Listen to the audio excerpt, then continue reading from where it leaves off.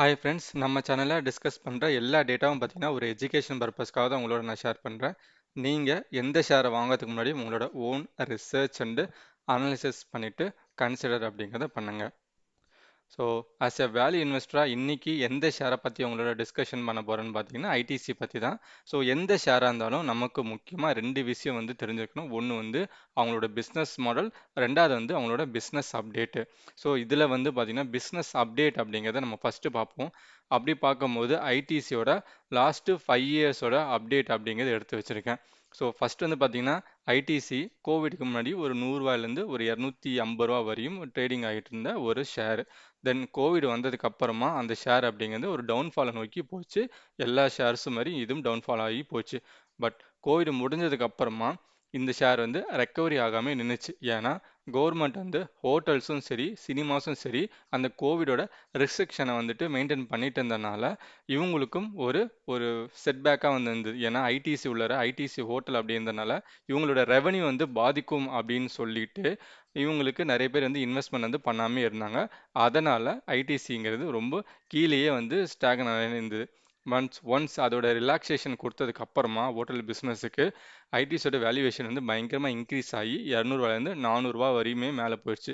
தென் அதுக்கப்புறமா வந்து பார்த்தீங்கன்னா பேட் அப்படிங்கிறவங்க வந்துட்டு அவங்களோட ஸ்டேக் வந்து விற்றாங்க. அந்த பேட்டுங்கிறவங்க யாருன்னா இவங்களுக்குள்ள இருக்க ஒன் ஆஃப் த இன்வெஸ்டர்ஸ். அவங்க ஏன் இவங்களோட ஷேர்ஸை வந்து விற்றாங்க அப்படின்னா அவங்களோட மெயின் கம்பெனிக்கு வந்துட்டு கொஞ்சம் கடன் இருந்தனால இங்கே இருக்க ஷேர்ஸை விற்றுட்டு அங்கே வந்து அதை வந்து பே பண்ணலாம் அப்படிங்கிற ஒரு ஐடியாவில் வந்து விற்க ஆரம்பித்தாங்க.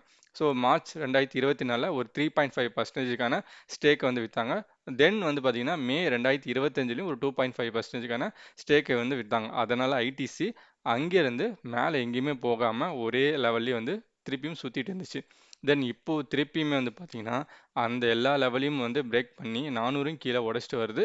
அதுக்கான மெயின் ரீசன் அப்படின்னு பார்க்கும்போது ஒரு புதுசாக எடுத்துகிட்டு வரக்கூடிய ஒரு ஜிஎஸ்டி நியூஸ் வந்திருக்கு. அதனாலேயே வந்துட்டு இப்போ ஐடிசி வந்து விற்கிறாங்க.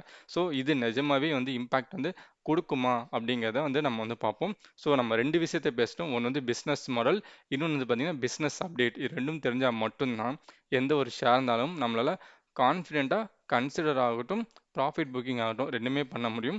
இப்போ லாஸ்ட் 5 வருஷத்தோட பிஸ்னஸ் அப்டேட் அப்படிங்கிறத பார்த்துட்டோம். இப்போது அதோட பிஸ்னஸ் மாடலை பார்க்கலாம். ஸோ பிஸ்னஸ் மாடல் பொதுவாக நிறைய பேருக்கு வந்து தெரிஞ்சிருக்கும். ஐடிஸில் வந்துட்டு பரவாயில்ல எப்படி வருதுன்னு. பட் மெயினாக அவங்களுக்கு ரெவன்யூ கொடுக்கக்கூடிய மெயின் பிஸ்னஸ் வந்து பார்த்தீங்கன்னா டொபாக்கோ தான்.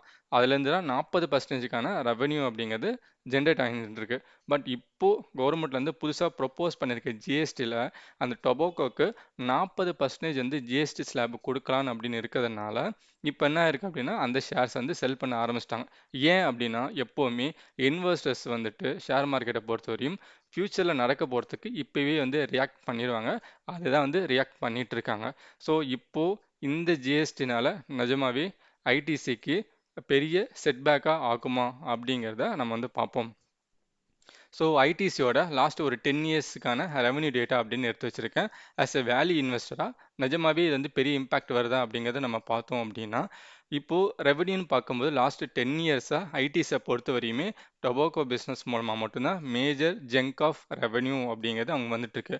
ப்ராஃபிட்டுமே நீங்கள் பார்த்தீங்க அப்படின்னா ஸோ அது மூலமாக மட்டும்தான் வந்துட்டுருக்கு. மற்ற பிஸ்னஸ் மூலமாக வந்து கம்மியாக வந்துட்டுருக்கு. ஸோ ஐடிசி ஆரம்பிச்சதுலேருந்து மேஜராக அந்த பிஸ்னஸ் வந்து டொபாக்கோ தான். பட் ஸ்டில் அவங்களோட மேனேஜ்மெண்ட்டுக்கு வந்து தெரியும் இது எப்படி இருந்தாலும் நமக்கு டேக்ஸ் அதிகமாக வரும், அது இல்லாமல் பல பிரச்சனை வரும், பேன் பண்ணுவாங்க, எது வேணால் நடக்கும்னு தெரிஞ்சு ஒவ்வொரு பிஸ்னஸாக அது கூடவே சேர்ந்து வளர்க்க ஆரம்பிச்சிட்டாங்க. அப்படி வளர்த்த ஒவ்வொரு பிஸ்னஸ் தான் பார்த்தீங்கன்னா FMCG, hotel, agri, paper board, IT அப்படின்னு சொல்லிட்டு ஒவ்வொரு பிஸ்னஸாக வந்து டெவலப் பண்ணிட்டு இருக்காங்க. இப்போது ஐடிசியை ஒரு டொபாக்கோ பிஸ்னஸாக இல்லாமல் மற்ற பிஸ்னஸை மட்டுமே வச்சு நம்ம ஒரு வேல்யூ பண்ணோம்னா அதோட வேல்யூ எப்படி இருக்குது அப்படிங்கிறத பார்ப்போம். ஸோ அந்த வகையில் பார்க்கும்போது லாஸ்ட்டு 10 இயர்ஸாக ஐடிசியை நீங்கள் பார்த்தீங்கன்னா டொபாக்கோ இல்லாமல் ஒரு எஃப்எம்சிஜி எடுத்துக்கிட்டிங்கன்னா 2014 ஒரு 250 கோடி ரூபாய் ப்ராஃபிட் கொடுத்த ஒரு கம்பெனியாக இருந்திருக்கு. பட் இப்போ பார்க்கும்போது 2000 கோடி ரூபாய்க்கு அளவுக்கு ஒரு ப்ராஃபிட் தரக்கூடிய ஒரு ஒரு கம்பெனியாக வந்து எஃப்எம்சிஜி மட்டுமே வந்து மாறி இருக்கு. அதேமாரி மற்ற கம்பெனியான ஹோட்டல்ஸ் வந்து தனியாக வெளில கொடுத்துட்டாங்க. ஸோ அதை விட்டுலாம். அக்ரியும் சரி பேப்பர் போர்டும் சரி ரெண்டுமே வந்துட்டு வந்து பார்த்தீங்கன்னா டொபாக்கோக்கும் சப்போர்ட் பண்ணுது ஆஸ் வெல் அஸ் வந்து பார்த்தீங்கன்னா உங்களுக்கு எஃப்எம்சிஜிக்கும் வந்து சப்போர்ட் பண்ணிட்டு இருக்கு. தென் ஐடி நீங்கள் எடுத்துக்கோங்க. அது ரெண்டு பிஸ்னஸ் இல்லாமல் ஐடி வந்து தனியாகவே வந்துட்டு ஒர்க் ஆகிட்டு இருக்க ஒரு தனி வெர்டிக்கல். அப்படி பார்க்கும்போது ஐடி பிஸ்னஸ்லையும் 200 கோடி ரூபாய்க்கு ப்ராஃபிட் பண்ணிட்டு இருந்த கம்பெனி இன்னைக்கு ஒரு 1000 கோடி ரூபாய்க்கு ப்ராஃபிட் அப்படிங்கிறத ஏர்ன் பண்ணிட்டு இருக்காங்க. ஸோ நீங்கள் ஒரு டொபாக்கோ பிஸ்னஸாக இல்லாமல் மற்ற பிஸ்னஸை நீங்கள் ஐடிசியை பார்க்கும்போது அது வந்து ஸ்டில் ஒரு க்ரோயிங் ஃபேஸில் தான் இருக்குது. பட் மற்ற கம்பெனியோட அந்த பிஸ்னஸில் இருக்க ஜெயிண்டோட கம்பேர் பண்ணும்போது அந்தளவுக்கு வளரலினாலும் இவங்க வந்து டொபாக்கோ மட்டும் வச்சு ரன் பண்ணாமல் மற்ற பிஸ்னஸுமே வந்துட்டு அவங்க ரன் பண்ணிட்டு இருக்காங்க. இதுதான் வந்து நம்ம வேல்யூ பண்ணணும். ஸோ இப்போது இதை வந்து டேரெக்டாக அவங்களோட காம்படிட்டர் கூடயோ இல்லை பிஸ்னஸ் லீடர் கூடயோ நம்ம வந்து கம்பேர் பண்ணும்போது ஒரு எஃப்எம்சிஜியாக நீங்கள் எடுத்துக்கோங்க ஐடிசி. அப்படி கம்பேர் பண்ணும்போது ஸ்டில் இந்துஸ்தான் யூனிலிவர் மாதிரியான ஒரு ப்ராஃபிட்டை மேக் பண்ணாலினாலும் கூட பட் மற்ற கம்பெனியான ஒரு டாடா கன்சூமர், பிரிட்டானியா, ஒரு கோத்ரேஜ் அந்த அளவுக்கு வந்துட்டு ப்ராஃபிட் மேக் பண்ணுற ஒரு கம்பெனியாக வந்துட்டு ஐடிசி வந்து வளர்ந்து வந்துட்டுருக்கு.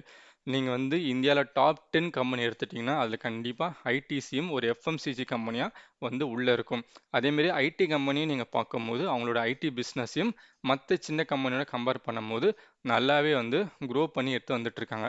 இப்போது இன்வெஸ்டர்ஸ் வந்து பார்த்தீங்கன்னா ஜிஎஸ்டினால 40% ஸ்லாப் வந்ததுனால இதனால் இவங்களோட ரெவென்யூ கம்மியாகவும் சேல்ஸ் கம்மியாகவும் அப்படின்னு நினச்சி அதோட வேல்யூ வந்து டீக்ரேட் பண்ணுறாங்க. அதே மாதிரி நிறைய ஜிஎஸ்டி பர்சன்டேஜ் 18% 5%க்கு வந்து மூவ் ஆக போகுது எஃப்எம்சிஜியோட ப்ராடக்ட். அதை வந்து மற்ற எஃப்எம்சிஜி கம்பெனிக்கு வந்துட்டு அவங்க வேல்யூ கொடுத்து இன்க்ரீஸ் பண்ணிட்டு இருக்காங்க.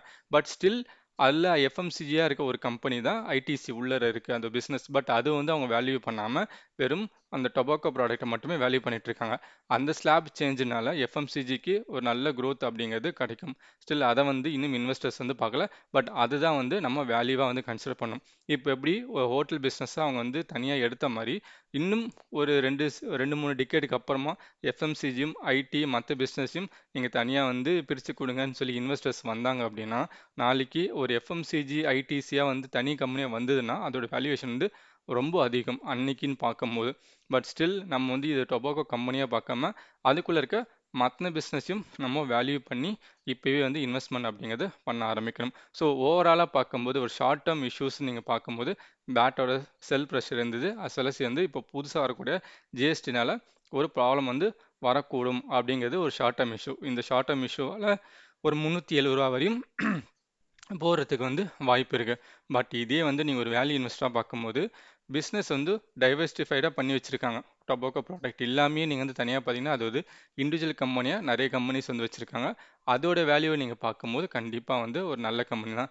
தென் அவங்கள்ட்ட ஸ்டேபிளான கேஷ் ஃப்ளோ இருக்குது. அதை வச்சு மற்ற பிஸ்னஸையும் அவங்களால வந்து க்ரோ பண்ண முடியும். இன்னும் பர்டிகுலராக பார்த்தீங்கன்னா அவங்க எஃப்எம்சியில் ஃபோக்கஸ்டாக ஒர்க் பண்ணிட்டு இருக்காங்க. இன்னும் நிறைய இன்வெஸ்டர்ஸ் வந்து இது வந்து பெரிய எஃப்எம்சிஜி கம்பெனி இல்லைன்னு சொன்னாலுமே பெரிய எஃப்எம்சிஜியாகவும் இது இல்லைனாலும் கூட பட் நீங்கள் லாஸ்ட்டு 2-3 டிக்கெட்டாக பார்க்கும்போது அந்த எஃப்எம்சிஜி ஜீரோலேருந்து க்ரோ பண்ணி எடுத்து வந்துட்டு இருக்காங்க.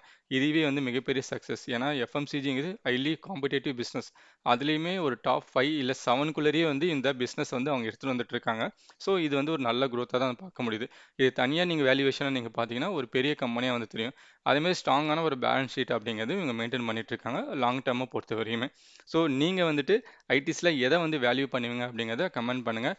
இதேமாரி இன்னொரு இன்ஃபர்மேட்டிவோட ஒரு வீடியோவோட திருப்பி வந்து நான் உங்களை வந்து பார்க்குறேன். பை.